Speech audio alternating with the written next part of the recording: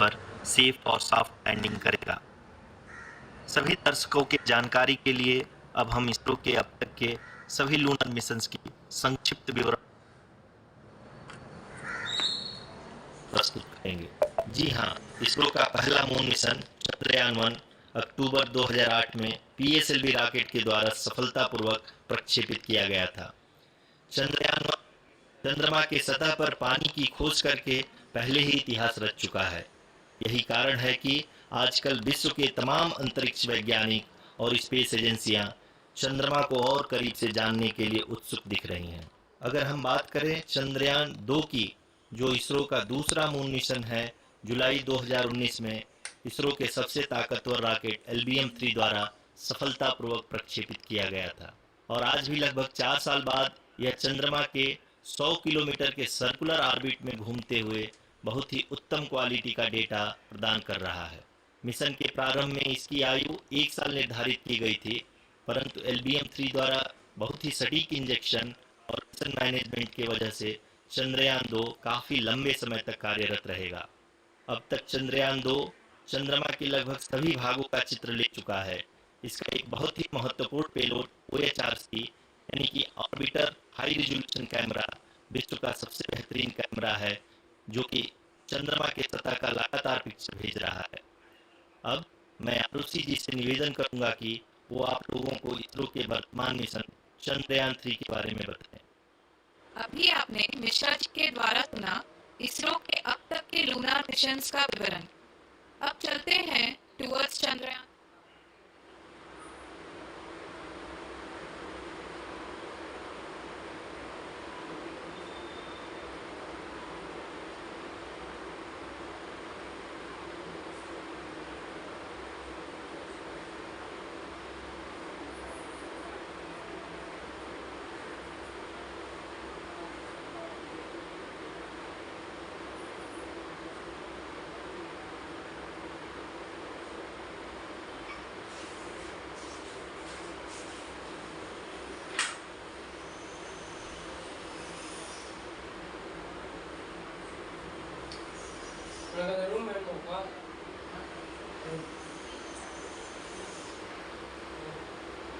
नमस्कार, इसरो के इस महाअभियान से जुड़ने के लिए आप सादर आमंत्रित हैं।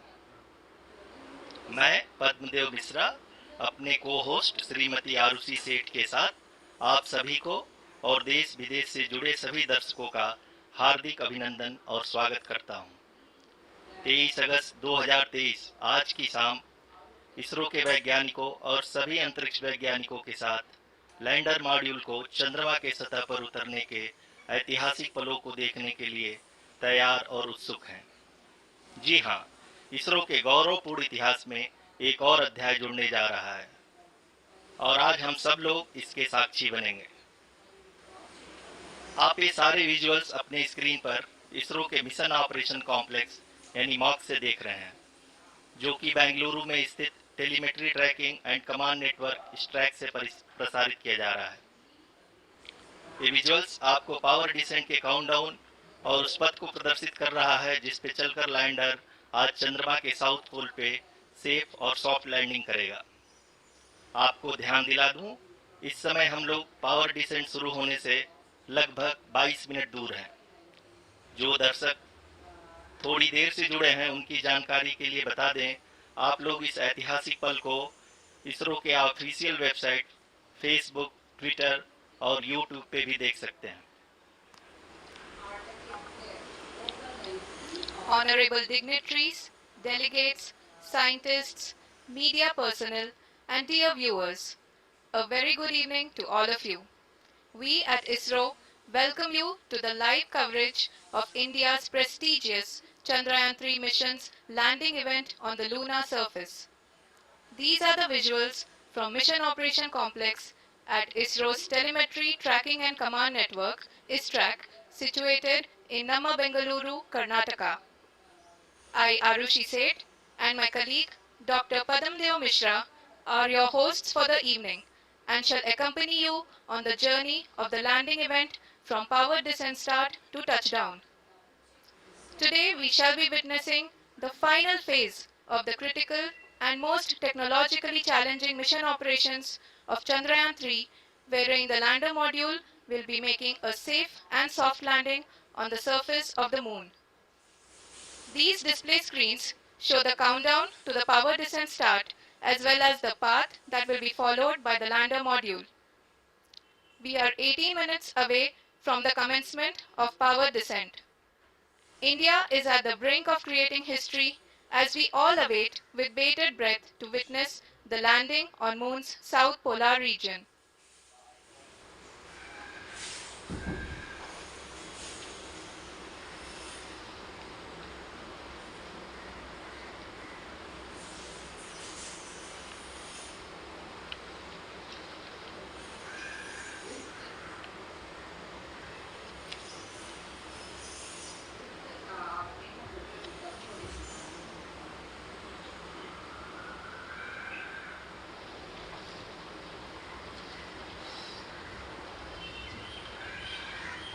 इसरो का पहला मून मिशन चंद्रयान-1 अक्टूबर 2008 में पीएसएल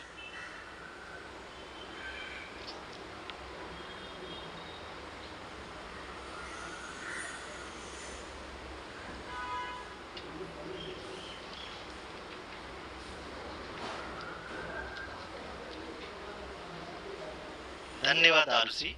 अगर मैं सही मायने में कहूँ तो अंतरिक्ष का कोई भी मिशन हो और चाहे किसी भी देश के द्वारा संचालित किया जा रहा हो, इसरो मिशन की निश्चितता और अनिश्चितता के बीच बहुत ही महीन अंतर होता है, जिससे कि एक मिशन सफल या असफल होता है।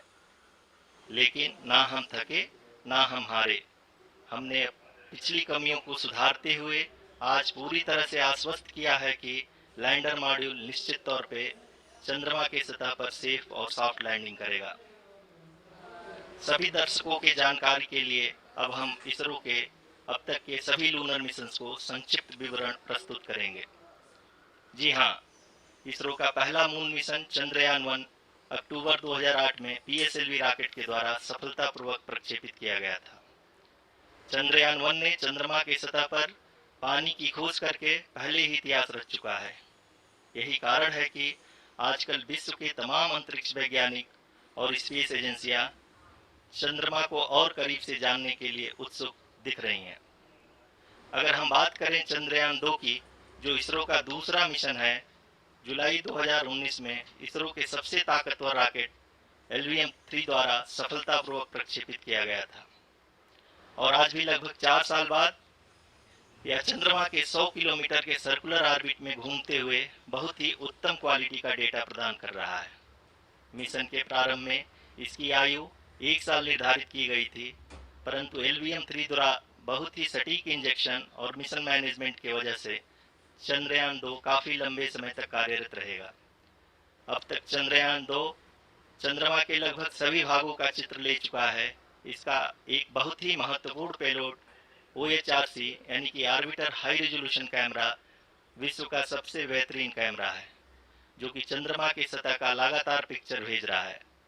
अब मैं आरुषि जी से निवेदन करूंगा कि वो आप लोगों को इसरो के वर्तमान मिशन चंद्रयान-3 के बारे में बताएं। अभी आपने मिश्रा जी के द्वारा सुना इसरो के अब तक के लूनार मिशंस का विवरण। अब चलते हैं towards Chandrayaan-3, the follow-up mission of Chandrayaan-2, which has been designed to accomplish our mission goals. The primary objective of Chandrayaan-3 mission is the demonstration of safe and soft landing on the lunar surface. This demonstration is a critical aspect for ISRO's future interplanetary missions. In addition to this, the mission objectives also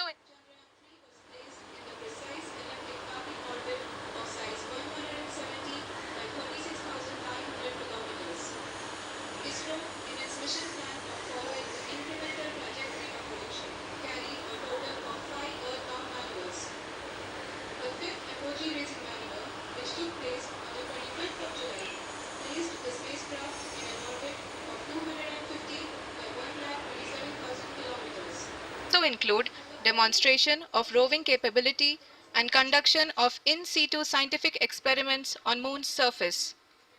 Carried on the shoulders of India's heaviest rocket LVM-3 on the 14th of July, Chandrayaan-3 was placed in the precise elliptic parking orbit of size 170 by 36,500 kilometers.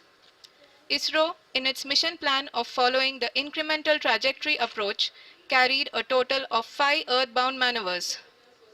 The fifth apogee raising maneuver, which took place on the 25th of July, placed the spacecraft in an orbit of 250 by 1,27,000 kilometers. At the early hours of 1st August, the translunar injection was carried out, after which the composite module began the final leg of its long journey of nearly 3,84,000 kilometers for its rendezvous with the Moon. The TLI was a key step in the mission, enabling the spacecraft to escape Earth's gravitational pull and travel to the Moon. An orbit of 288 by 3,69,328 kilometers was achieved at the end of the translunar injection. जी हाँ, translunar injection किसी भी interplanetary mission के लिए बहुत ही आवश्यक परंतु कठिन operation होता है। इस सफल मैन्यूवर के बाद चंद्रयान 3 पृथ्वी से दूर निकलकर चंद्रमा के प्रभाव क्षेत्र में एक हाइपरबोलिक ट्रैजेक्टरी के द्वारा पहुंचाया गया। पुनः 5 अगस्त 2023 को लूनर ऑर्बिट इंसर्शन के द्वारा चंद्रयान 3 को 160 किलोमीटर के पेरीलून और 18,000 किलोमीटर के अपोलून के साथ चंद्रमा के इलिप्टिकल ऑर्बिट में स्थापित कर दिया गया। टीएलआई के तरह एलओआई भी एक बहुत जटिल ऑपरेशन होता है। इसमें हमें यह ध्यान देना आवश्यक होता है कि उपग्रह के वेगमान को एक निश्चित बिंदु से घटाया जा सके, अन्यथा उपग्रह चंद्रमा के प्रभाव क्षेत्र से बाहर निकल जाएगा। एलओआई के सफलतापूर्वक परिचालन के बाद चंद्रयान 3 की कक्षा को 4 बार और परिवर्तित किया गया। इस दौरान चंद्रमा की अधिकतम ऊंचाई को घटाकर 160 किलोमीटर कर दिया गया। इस पूरी प्रक्रिया में प्रपल्सन मॉड्यूल का लगभग 755 किलोग्राम ईंधन का उपयोग हुआ और चंद्रयान 3 के वेगमान को लगभग 850 मीटर प्रति सेकंड कम कर दिया गया। लैंडर मॉड्यूल को लगभग 150 किलोमीटर के सर्कुलर ऑर्बिट में स्थापित करने के बाद 17 अगस्त 2023 को प्रपल्सन मॉड्यूल से अलग कर दिया गया। पुनः लैंडर मॉडल के ऑर्बिट को 2 डीबूस्ट मैन्यूवर्स के द्वारा 150 किलोमीटर के सर्कुलर ऑर्बिट से घटाकर 25 गुणे 130 किलोमीटर के एलिप्टिकल ऑर्बिट में स्थापित कर दिया गया। इस दौरान यह भी सुनिश्चित कर दिया गया कि 800 न्यूटन के चारों थ्रोटेबल थ्रस्टर्स पावर डिसेंट के समय किसी भी चुनौती का सामना कर सकें। लैंडर मॉड्यूल इस ऑर्बिट में 4 दिन तक चंद्रमा की परिक्रमा करता रहा ताकि इसके सभी सब सिस्टम को पावर डिसेंट से पहले कार्यात्मक रूप से वेरीफाई और वैलिडेट किया जा सके। इस दौरान चंद्रयान 2 और लैंडर मॉड्यूल की आपस में बातचीत भी हो चुकी है। और संक्षेप में अब तक की यात्रा की बात करें तो लैंडर मॉड्यूल अब तक 21 बार पृथ्वी के और लगभग 120 बार चंद्रमा का चक्कर लगा चुका है और इस पूरी यात्रा में लगभग 55 लाख किलोमीटर की यात्रा भी पूरी कर चुका है। अब तक के इस पूरे अभियान में यह भी सुनिश्चित किया गया कि सारे ऑर्बिट मैन्यूवर्स इस प्रकार किए जाएं कि लैंडिंग साइट पावर डिसेंट की शुरुआत से ही लैंडर के ऑर्बिटल प्लेन में बना रहे।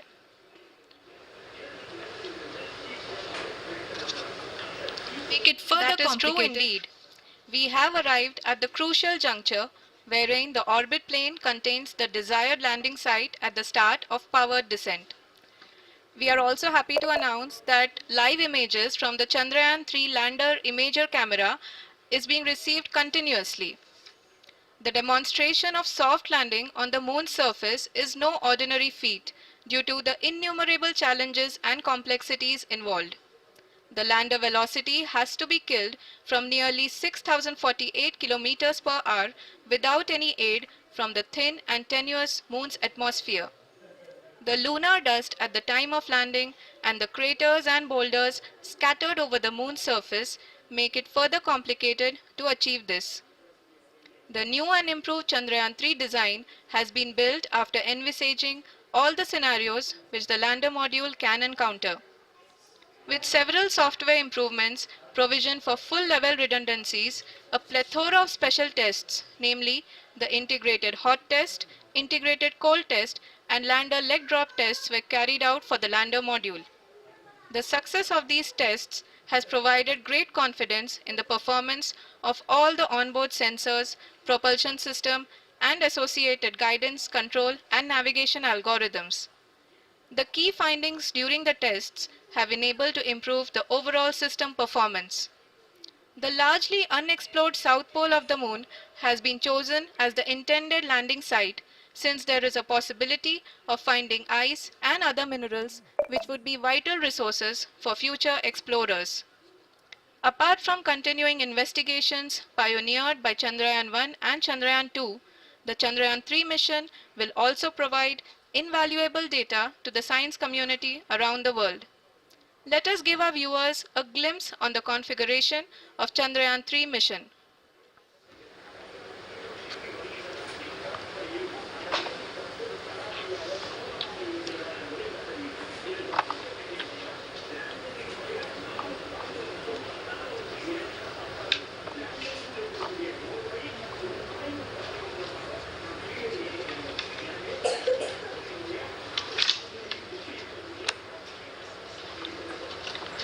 चंद्रयान 3 का मिशन प्लान लगभग चंद्रयान 2 के तरह ही बनाया गया है।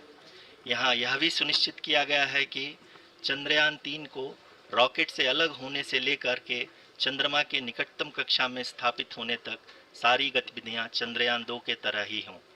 और अब हम यह कह सकते हैं कि यह प्लान पूरी तरह से 100% सफल रहा।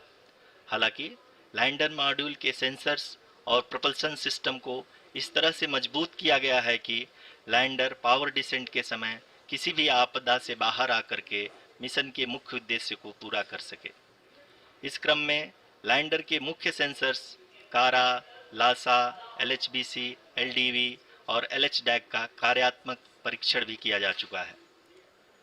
LDV जो कि पूर्णतः स्वदेशी तकनीकी से बनाया गया एक नया सेंसर है, इसका मुख्य कार्य लैंडर के वेलोसिटी को तीनों अक्षों में कंप्यूट करना है। पावर डिसेंट के दौरान लैंडर के सटीक पोजीशन और वेलोसिटी का ज्ञान होना बहुत ही आवश्यक है। लिराप यानी laser inertial referencing and accelerometer package इस कार्य को पावर डिसेंट के दौरान बखूबी निभाएगा। ट्रैजेक्टरी जनरेशन जो कि चंद्रयान 3 मिशन के लिए बहुत ही अहम है, क्योंकि हर ऑर्बिट मैन्यूवर के बाद यह सुनिश्चित किया जाता है कि लैंडर की मिशन ऑब्जेक्टिव को ना बदले। इस क्रम में मैं यह भी आपको बता दूं कि ऑर्बिट डिटर्मिनेशन जो कि उपग्रह के पोजीशन और वेलोसिटी को बहुत ही एक्यूरेटली बताता है, एक बहुत ही कठिन और जटिल कंप्यूटेशन और एस्टिमेशन होता है। यहाँ यह भी जानना महत्वपूर्ण है कि चंद्रयान 2 का OHRC पेलोड अब तक काफ़ी ऊंचे स्तर का डैम प्रदान किया है, जिसके फलस्वरूप लैंडिंग साइट के सीमा को बढ़ाकर 4x2.4 किलोमीटर कर दिया गया है, जो कि पावर डिसेंट के दौरान सॉफ्ट लैंडिंग कराने में काफ़ी सहायक सिद्ध होगा। Apart from the sensors, Chandrayaan-3 is equipped with a suite of sophisticated payload instruments. While Chandrayaan-1 and Chandrayaan-2 orbiter have provided abundant remote sensing data of Moon, equally important are the on-site localized measurements that provide ground truths. Lander and rover have payloads which are completely new and will perform in situ analysis of lunar surface. The two spectroscopes on rover, APXS and LIBS, will actively measure the surface elemental abundances at the landing location and surrounding area. The lander carries a seismometer ILSA that can sense impact events and lunar quakes. The thermal probe CHAST will measure the temperature profile and thermal conductivity of Moon's regolith. The Rambha payload will carry out lunar ionosphere studies, while the laser retroreflector array shall be a passive location indicator for future spacecraft equipped with laser altimeter. The propulsion module has not been left behind, and an experimental shape payload has been added to it as a value addition. It will help in understanding the nature and characteristics of water-rich planets and will also aid in the future study of potentially habitable exoplanets. We are minutes away from the start of powered descent. The entire powered descent shall be carried out by the onboard autonomous landing sequencer or ALS, which is a series of instructions preloaded to the lander module. These instructions include the commands to be executed, data to be collected and analyzed, and decisions to be made and executed autonomously throughout the powered descent.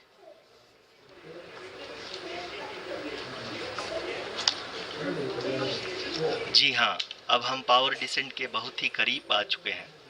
हम आपको बताते चलें कि power descent को कुल 4 चरणों में बांटा गया है। सबसे पहले आता है रफ ब्रेकिंग फेज, जिसमें लैंडर की ऊंचाई को चंद्रमा की सतह से 30 किलोमीटर से घटाकर 7.4 किलोमीटर कर दिया जाएगा। इस पूरी प्रक्रिया को पूरा करने में लगभग 11.5 मिनट लगेगा और इसका समानांतर वेग 1680 मीटर प्रति सेकंड से घटाकर 358 मीटर प्रति सेकंड हो जाएगा। We have continuous flow of lander telemetry data from ISRO's Deep Space Network IDSN-32 located in Belalu, Bengaluru. The data is being acquired real-time by station and is flown to the Mission Operation Complex through our communication links. In addition to it, we also have support from ESA and JPL DSN stations. There will be no ground intervention once the ALS takes charge. The preparation for today's event had started 48 hours before, wherein various pre-selections and uplinking of parameters for the autonomous landing sequence were carried out. The whole descent is divided into 4 phases: the rough braking phase, the attitude hold phase, fine braking phase, and the local navigation phase or the terminal descent phase.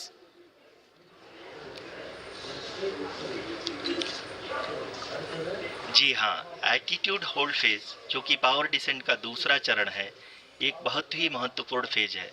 इस 10 second के small duration के दौरान lander के 2 महत्वपूर्ण sensor कारा और Lasa lander की ऊंचाई की गणना करेंगे। इस फेज के पूरा होते ही लैंडर चंद्रमा के सतह से कुल 6.8 किलोमीटर की ऊंचाई पर होगा। During the rough braking phase, the lander velocity shall be brought down from 1680 meters per second to 358 meters per second. The altitude will be brought down from 30 kilometers to 7.4 kilometers at the end of rough braking.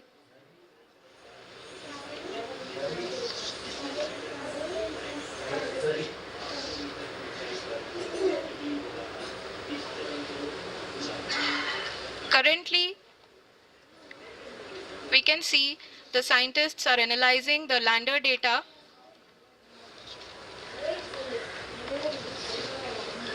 जी हाँ, हम ये देख सकते हैं कि mission operation complex रूप में बैठे सभी वैज्ञानिक ये जो भी डेटा देख रहे हैं वो डीप स्पेस नेटवर्क IDSN 32 के द्वारा प्रोवाइड किया जा रहा है।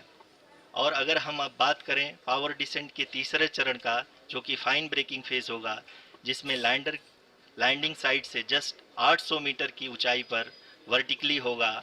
इस चरण को पूरा होने में लगभग 3 मिनट लगेंगे और इस चरण के पूरा होते ही लैंडर की वेलोसिटी लगभग 0 हो जाएगी।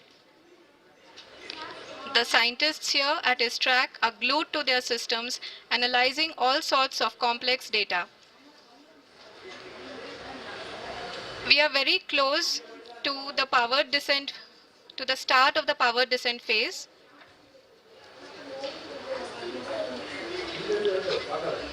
जी हाँ, अगर हम अब बात करें पावर डिसेंट के चौथे और अंतिम चरण का, जो कि लोकल नेविगेशन फेज या टर्मिनल डिसेंट फेज भी कहा जाता है, इस दौरान लैंडर के 2 इंजन बंद कर दिए जाएंगे और लैंडर के सेंसरों द्वारा इसके हाइट और वेलोसिटी की गणना इनर्शियल नेविगेशन को भेज दिया जाएगा।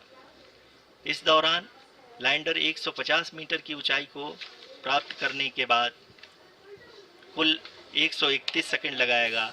इस पड़ाव पे आने के बाद पुनः लैंडर 22 सेकंड के लिए हॉवरिंग करेगा।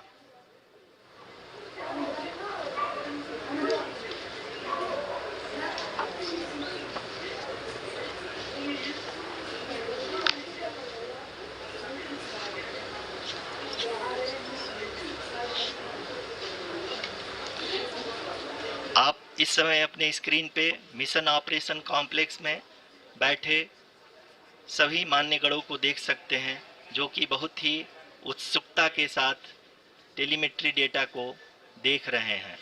अभी हम लोग पावर डिसेंट शुरू होने से जस्ट कुछ ही पल दूर हैं।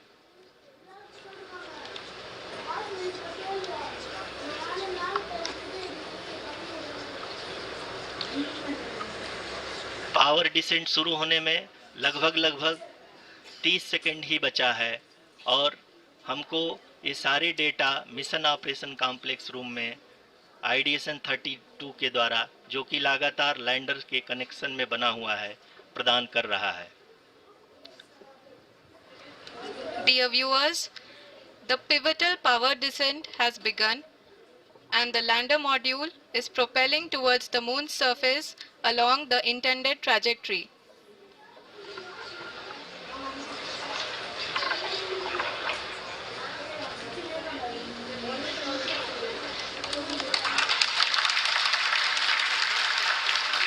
जी हाँ, अब हम देख सकते हैं रफ ब्रेकिंग फेज की शुरुआत हो चुकी है।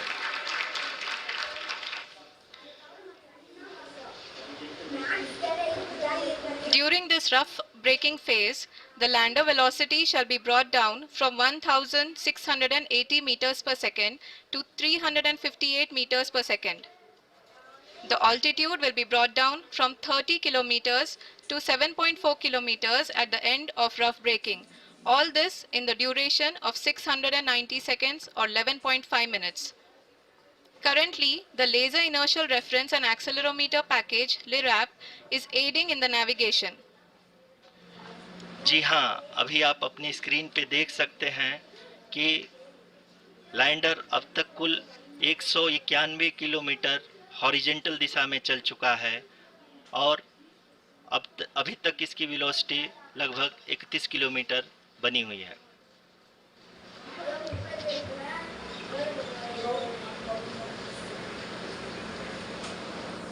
The lander module has traveled a distance of approximately 228 kilometers. The complete downrange that will be traveled during this phase shall be nearly 713.5 kilometers.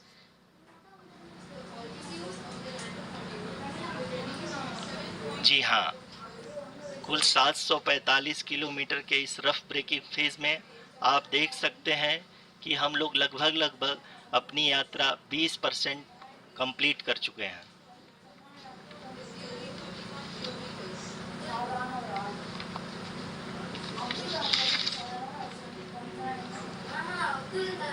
Power descent की यह शुरुआत हम कह सकते हैं कि बहुत ही सटीक और सधी हुई है, जिसमें लैंडर अपने वेगमान को अनुमानित तरीके से घटा रहा है।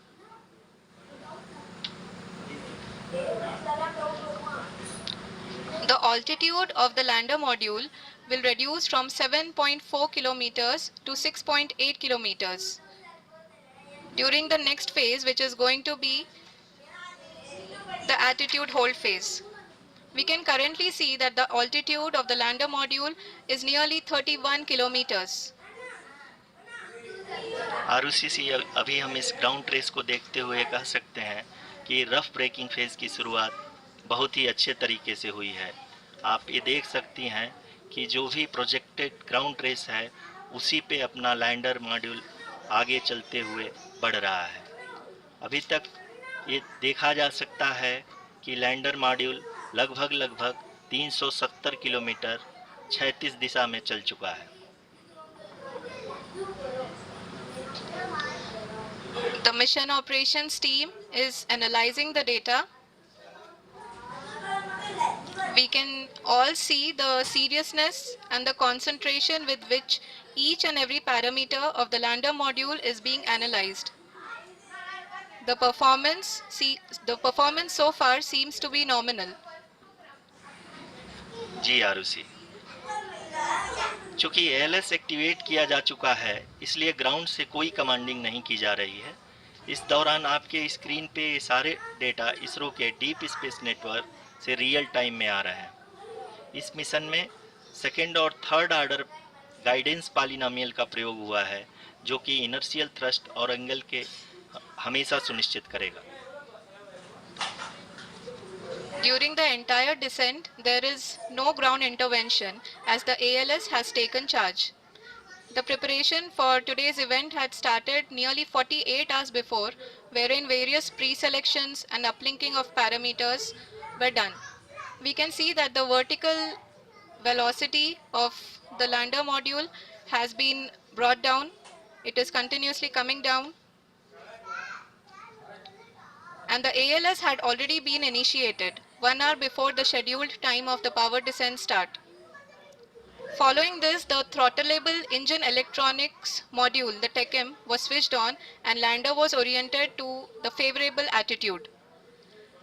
जी हाँ, आप अपनी स्क्रीन पे देख सकते हैं कि लैंडर मॉड्यूल जिसकी शुरुआत में वेलोसिटी 1680 मीटर पर सेकंड थी, लगभग 1150 मीटर पर सेकंड हो चुकी है, जो कि एक बहुत ही मैजेस्टिक शुरुआत कही जा सकती है इस रफ ब्रेकिंग फेज के लिए।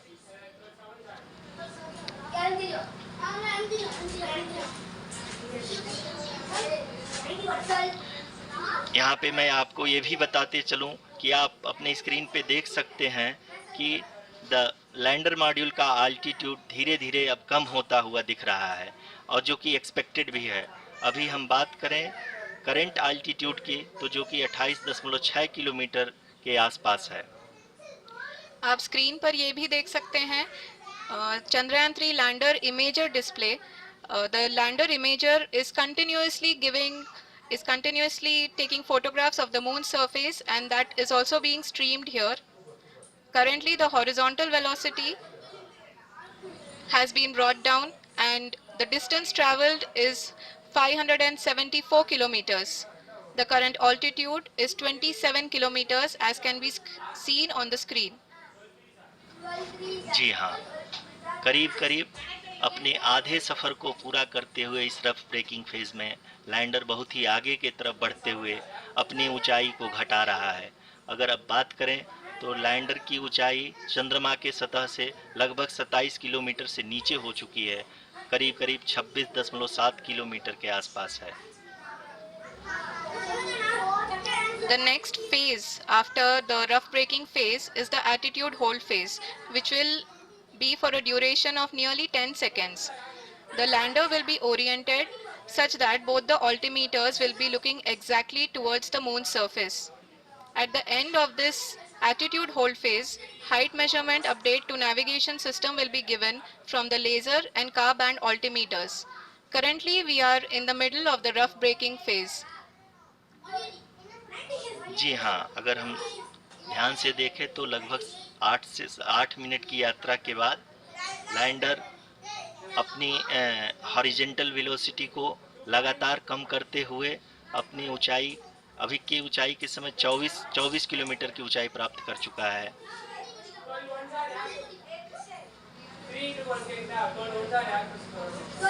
अब तक के आंकड़े को देखते हुए हम कह सकते हैं कि लैंडिंग पूरी तरह से नॉमिनल है।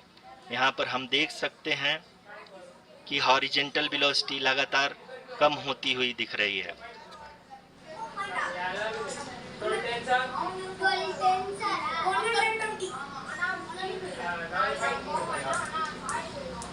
The altitude of lander from ground is currently 22 kilometer, which is again going to be coming down, and that is expected. For the viewers who have joined now, we are in the power descent phase, and we are in the rough braking phase, which is the first phase of the power descent. We have currently traveled a downrange of 697 kilometers, and the downrange that has to be traveled during this phase is 713.5 kilometers. जी हाँ, अभी आप देख सकते हैं कि lander की horizontal velocity लगभग 720 metre प्रति सेकंड हो गई है।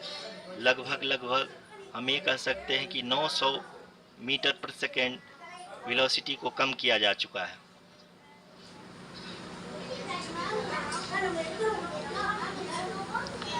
At the same time, we can see the altitude of the lander is just 17.8 kilometer from the moon surface, which is going to be around 7.4 at the end of the rough braking phase.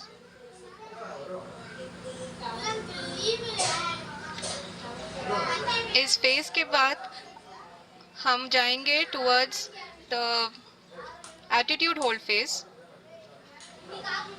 where we will be expecting sensor update from the laser and car band altimeters.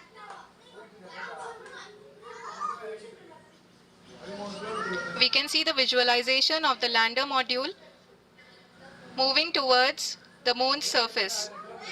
The current altitude is nearly 15.2 kilometers and the distance traveled is 754 kilometers. We can also see the image that the lander imager camera has been providing. जी हाँ, इस rough breaking phase के दौरान 800 Newton के चारों throttle engine अपने कार्य को पूरी तरह से अंजाम दे रहे हैं और लैंडर के हॉरिजॉन्टल वेलोसिटी को लगातार कम कर रहे हैं। अब तक लैंडर लगभग अपने 75 से 80% की यात्रा को पूरा कर चुका है।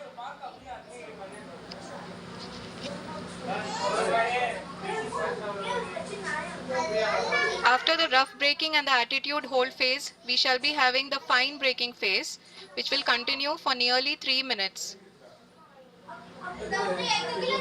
The whole phase is being driven by the autonomous landing sequencer and there is no intervention from ground. जी हाँ आरुषि, अभी आप अपनी स्क्रीन पे देख सकती हैं कि जो करंट आल्टीट्यूड है चंद्रमा के सतह से लगभग 10 किलोमीटर के आसपास है। जी हाँ, हम अपने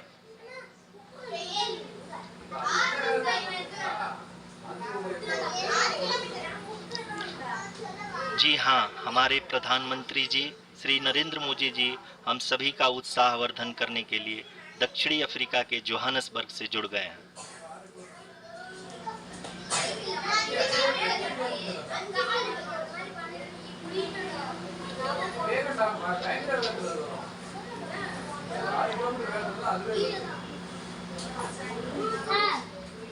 Yes, we are privileged to have with us Honorable Prime Minister of India, Shri Narendra Modi ji, who has joined us from South Africa's Johannesburg to encourage us.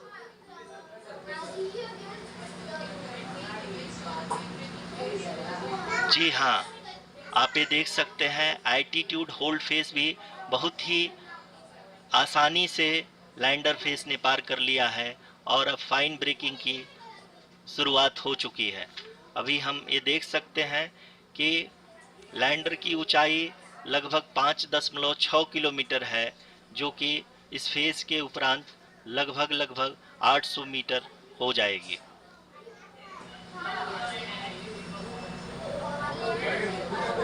We can hear from the mission operations team that the sensors are performing nominally, and we are currently in the midst of the fine braking phase, which is going to continue for 3 minutes, and the altitude is going to be reduced to nearly 800 meters at the end of this phase.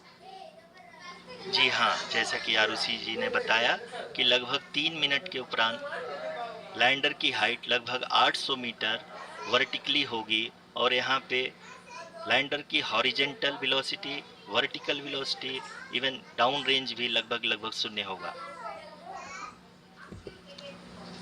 We can see the visual of the lander module and we can see that the down range traveled is nearly 831 kilometers.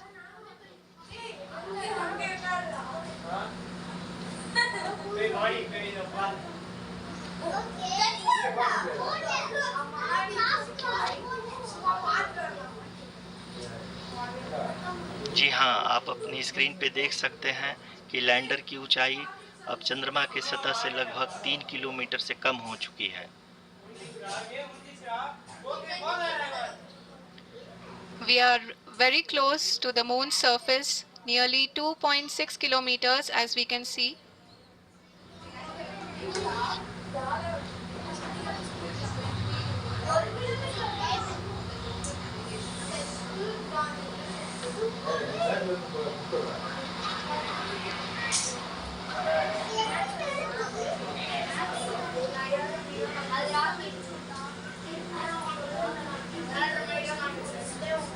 जी हाँ, अभी आप देख सकते हैं कि lander की ऊंचाई लगभग 1 किलोमीटर के आसपास है।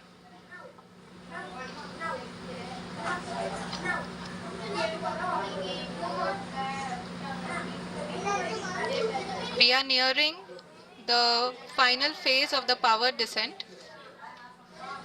which is going to be the vertical descent phase or the local navigation phase.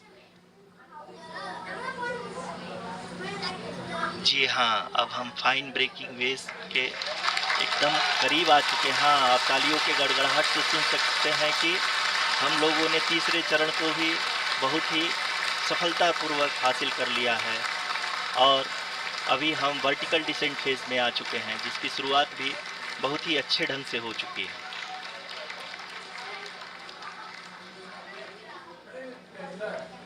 Lot of applause indicates that till now the performance has been nominal.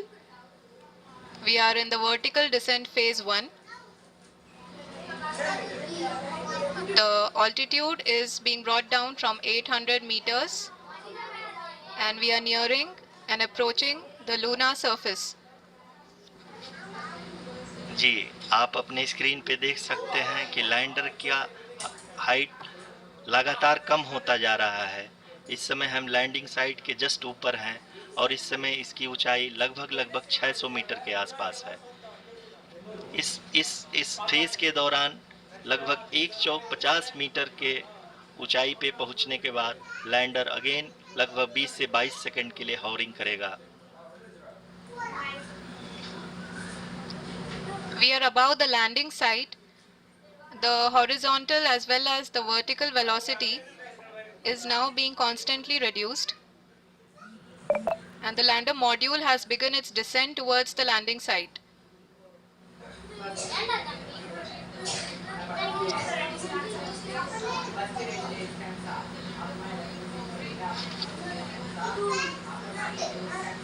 जी हाँ, आप अपने स्क्रीन पे देख सकते हैं ये जो पथ निर्धारित किया गया है, लैंडर पूरी तरह से उसी को ही फॉलो कर रहा है। इस समय हम लगभग 200 मीटर की हाइट से भी कम आ चुके हैं।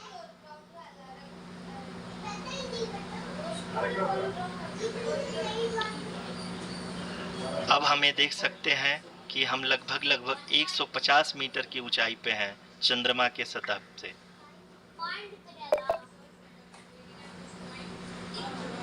We are approaching the vertical descent phase 2, which will have the lander module hovering at nearly 150 meters above the lunar surface. जी हाँ, आप इस तालियों के गड़गड़ाहट को सुन सकते हैं, जो कि सेकेंड हायोरिक फेज के कंप्लीट होने के बाद इन सारे वैज्ञानिकों के द्वारा की जा रही है।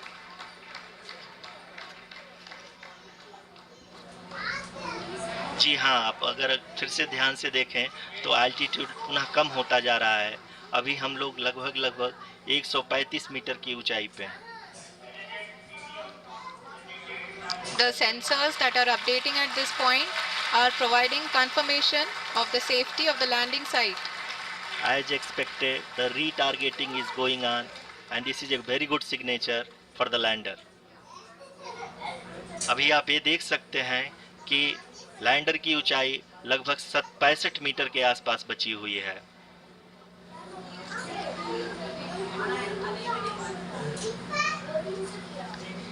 Currently, only 2 engines are now being fired, and we are nearly at zero velocity, vertical and horizontal. We were hovering, and now we are approaching the moon's surface. धीरे धीरे लैंडर की वेगमान को कम किया जा रहा है और हम अब लगभग 50 मीटर से भी कम आ चुके हैं। We can see the Honorable Prime Minister, Shri Narendra Modi ji, who is here to encourage us, and he is critically looking at the visuals.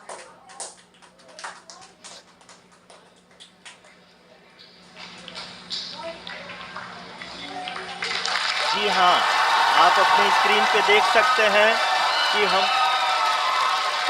Lander module People are applauding.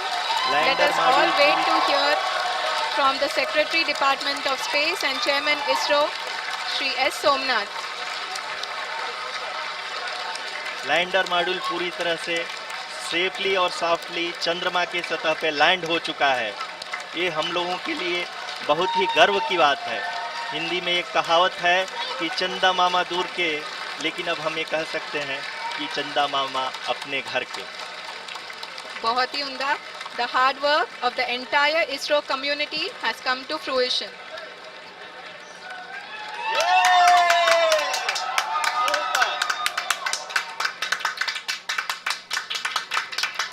आदरणीय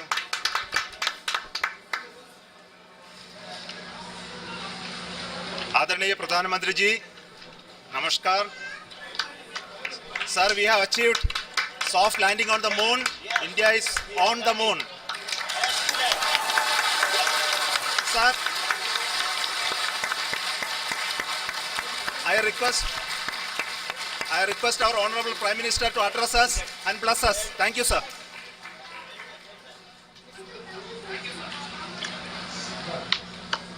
मेरे प्यारे परिवारजनों, जब हम अपनी आंखों के सामने ऐसा इतिहास बनते हुए देखते हैं तो जीवन धन्य हो जाता है। ऐसी ऐतिहासिक घटनाएं राष्ट्र जीवन की चिरंजीव चेतना बन जाती है। ये पल अविस्मरणीय है। ये क्षण अभूतपूर्व है। ये क्षण विकसित भारत के शंखनाद का है। ये क्षण नए भारत के जयघोष का है। ये क्षण मुश्किलों के महासागर को पार करने का है।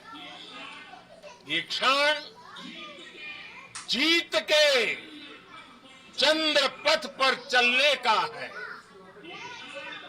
ये क्षण 140 करोड़ धड़कनों के सामर्थ्य का है। ये क्षण भारत में नई ऊर्जा, नया विश्वास, नई चेतना का है। ये क्षण भारत के उदयमान भाग्य के आह्वान का है। अमृत काल की प्रथम प्रभा में सफलता की ये अमृत वर्षा हुई है। हमने धरती पर संकल्प लिया और चांद पर उसे साकार किया। और हमारे वैज्ञानिक साथियों ने भी कहा, India is now on the moon. आज हम अंतरिक्ष में नए भारत की नई उड़ान के साक्षी बने हैं। साथियों, मैं इस समय ब्रिक्स समिट में हिस्सा लेने के लिए दक्षिण अफ्रीका में हूं, लेकिन